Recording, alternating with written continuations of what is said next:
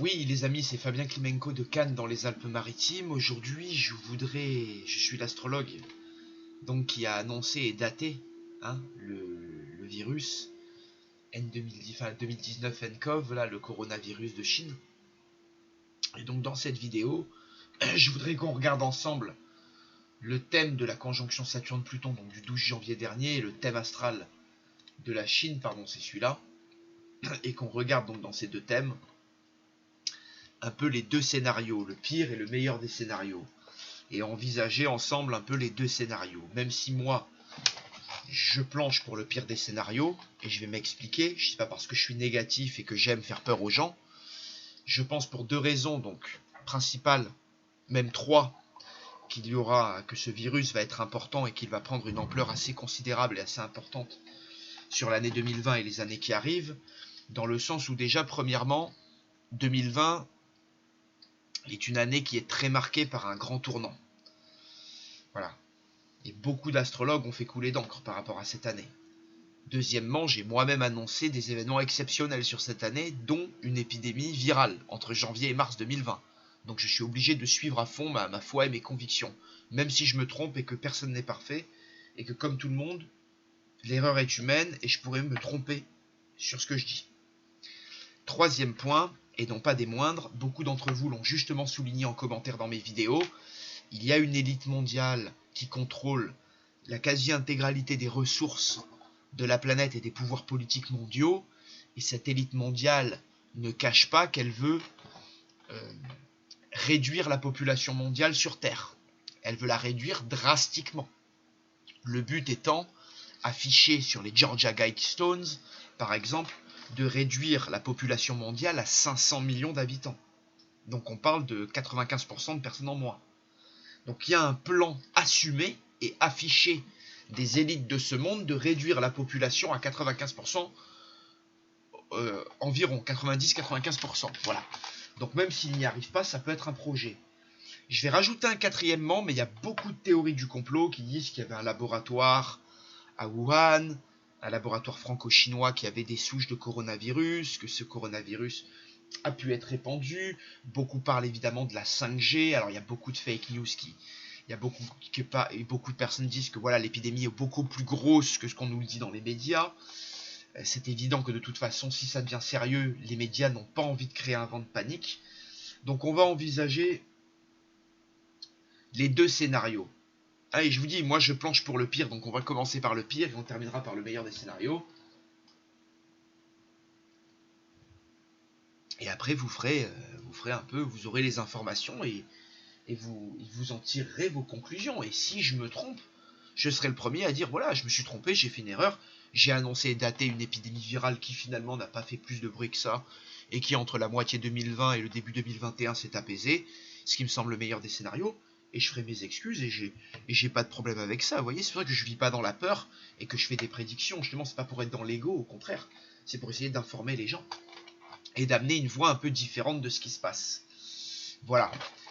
D'autant plus que moi, je date les événements et je fais des projections, ce que les médias ne font jamais. Vous voyez, les médias, peut-être qu'ils insufflent de la peur bêtement, mais je pense qu'ils n'ont pas ce discours clair et précis comme moi, et ils n'ont pas cette vision astrologique et qui amène des dates, comme je le fais. Parce que moi, je date les événements, donc on n'avance pas dans le noir. Donc voilà, parce que je vois que beaucoup d'astrologues véreux m'ont comparé aux médias, alors que voilà, ils ont du gruyère dans le cerveau, ils devraient arrêter la cocaïne, voilà. Ça, c'était quelque chose que je voulais aussi dire. Voilà, donc pour ce qui... Parce que je suis encore un peu à chaud de tout ça et je suis un grand émotif. Voilà. Donc pour ce qui est du virus, pour moi, le pire des scénarios est évident, je l'ai déjà dit. Il y aurait donc une aggravation et une amplification du problème, avec notamment la mutation du virus et une expansion à l'échelle nationale et internationale. Donc national en Chine et international le reste des pays, qui pourrait inquiéter. Voilà.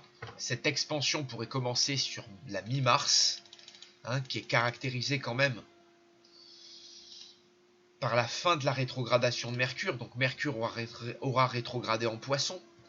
À ce moment-là, le Soleil aura transité le Poisson et Saturne rentrera en Verseau le 22 mars, comme vous pouvez le voir. Le signe d'ascendant de la Chine. Donc je pense que ces trois facteurs combinés sur Mars, ainsi que d'autres, hein, peuvent causer déjà des inquiétudes renforcées. Il pourra en effet avoir une mise en lumière sur le virus, sur ce qu'il est réellement, sur sa capacité infectieuse, sur sa période d'incubation, toutes les choses qu'on ignore à l'heure actuelle. Donc je pense que toutes ces choses vont être mises en lumière dès cette fin mars, et même cette moitié mars, et qu'à ce moment-là, peut-être un problème plus grand sera mis en lumière. On voit bien, comme je l'ai déjà expliqué, que ce moment sur la Chine subit toujours le carré d'Uranus à son ascendant. Le nœud nord revient sur Uranus, qui est le maître d'ascendant du thème. Voilà, il y a la Lune et Jupiter qui sont très lourdement transités. Donc là, il y aura quelque chose d'assez important. Donc c'est vrai qu'il y a trois phases jupitériennes et d'amplification, qui sont donc la mi-mars, la fin juillet et on va dire de mémoire la fin octobre, si je ne vous dis pas de bêtises. Voilà, la toute fin octobre, même début novembre. Je veux dire le début novembre, ouais. Et plus la dizaine novembre, vous voyez. Donc c'est ça, fin juillet, on va dire mi-juillet, début novembre. Donc c'est ça, mi-mars, fin juillet, début octobre. Pardon, mi-mars, mi-juillet, début octobre. Ouais. Mi-mars, mi-juillet, début octobre. Début novembre, pardon.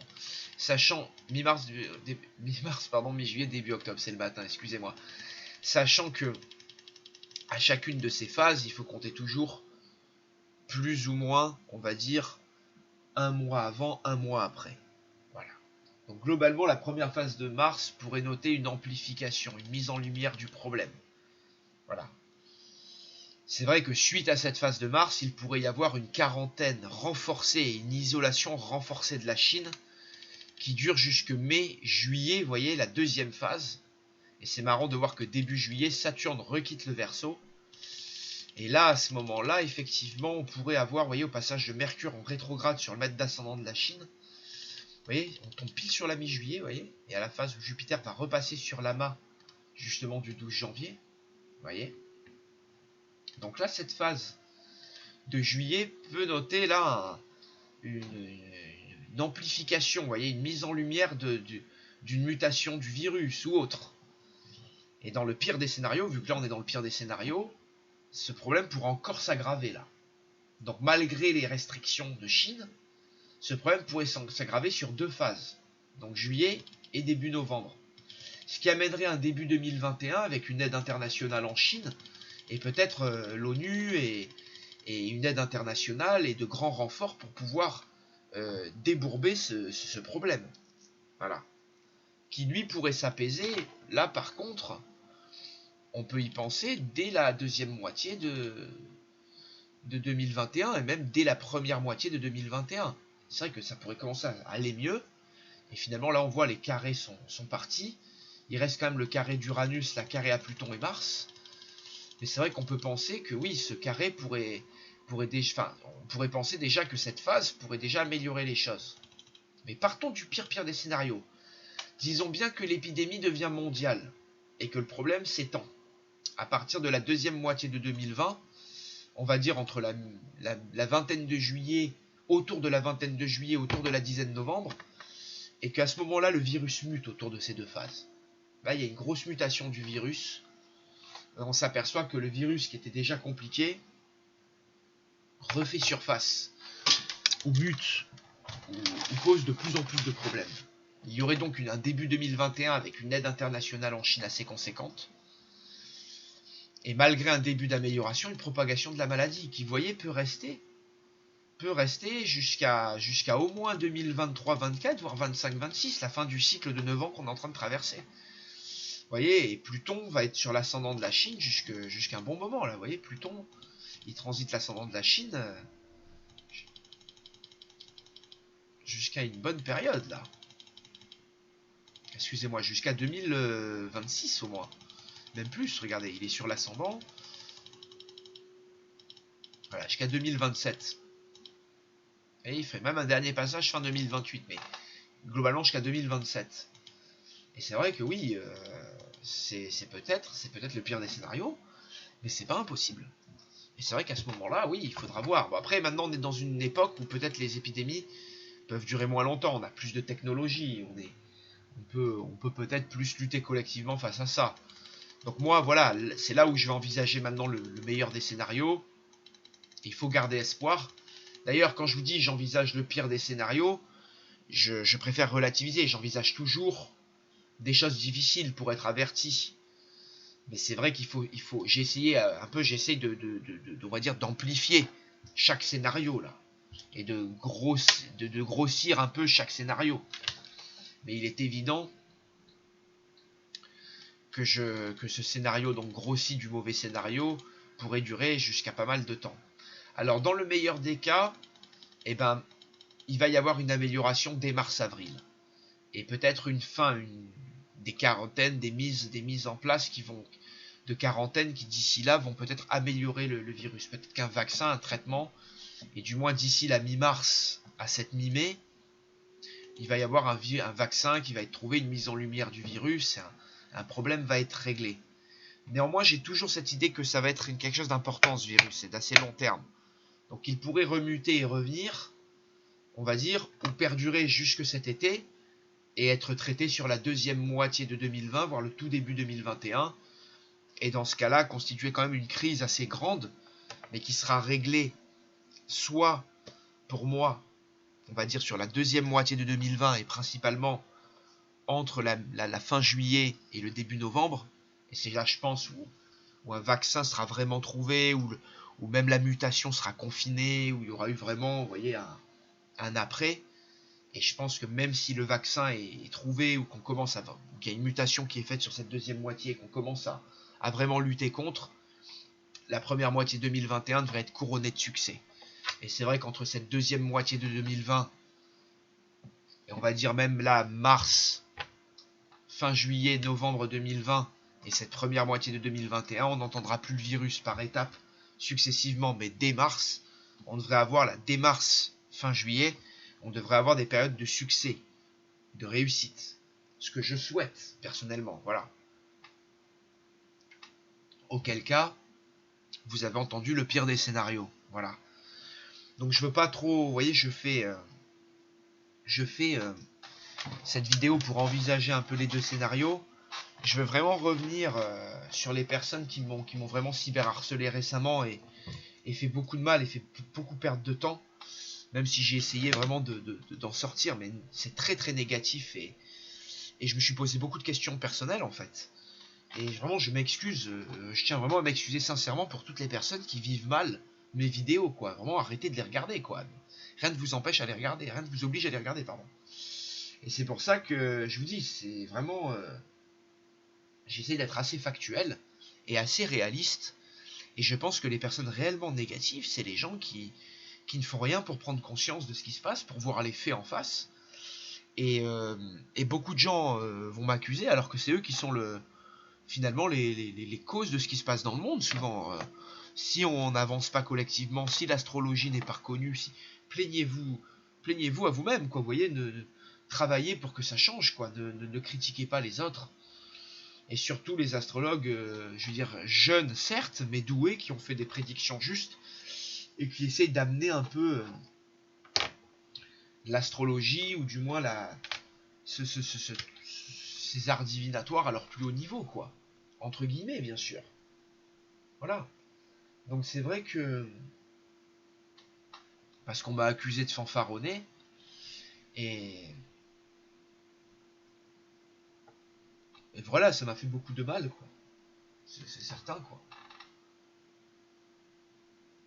Et je pense que les personnes qui font beaucoup de mal, comme les médias, qui laissent les personnes dans le brouillard sans annoncer de date, sans savoir quand ni comment, comme beaucoup de ces astrologues qui se disent être des chantres de la spiritualité, mais s'ils avaient vu le virus, ils auraient pu en avertir les personnes, ils auraient pu avertir que 2020 allait être un gros morceau, comme beaucoup d'astrologues conscients l'ont fait. Hein. Voilà. Et c'est vrai que si, je vous dis, si les personnes n'acceptent pas que le monde est négatif, ils peuvent s'enfermer dans leur bulle, mais ça les aidera pas. Et c'est pareil pour ce virus. Je vois beaucoup de gens qui disent oui, mais il y a eu le SRAS, oui, mais la grippe tue 10 000 personnes par an. Oui, mais pour la grippe, on ferme pas des frontières, on construit pas des hôpitaux en éclair. Il n'y a pas toute cette chape de plomb médiatique qui couvre. Enfin, et voilà, il y a des choses inquiétantes. Et j'ai dit que le virus pourrait muter dans une fièvre hémorragique, en maladie du cœur, en maladie cardiovasculaire. Peut-être que le sang ne pourrait plus circuler jusqu'au cerveau. Et apparemment, il y a eu des fièvres hémorragiques. On parle de fièvres hémorragiques, voilà, et de flaques de sang, voilà, des choses comme ça. Alors, je vais pas baigner dans la théorie du complot. On va voir comment le virus mute ou évolue. Et si ça se produit sur les dates que j'ai évoquées. Et si c'est le cas, bah, on en reparlera d'ici là.